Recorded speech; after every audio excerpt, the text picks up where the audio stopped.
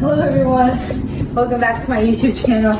As you can see, I'm soaking wet right now because me and my sister got stuck in the pouring rain.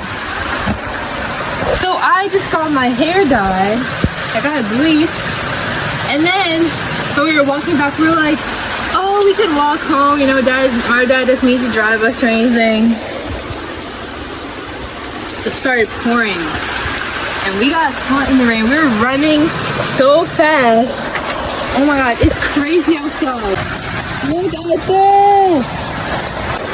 So hopefully that didn't my hair that much. Come prepared. Come prepared. That's the lesson that we learned today. Wow, it's so beautiful now.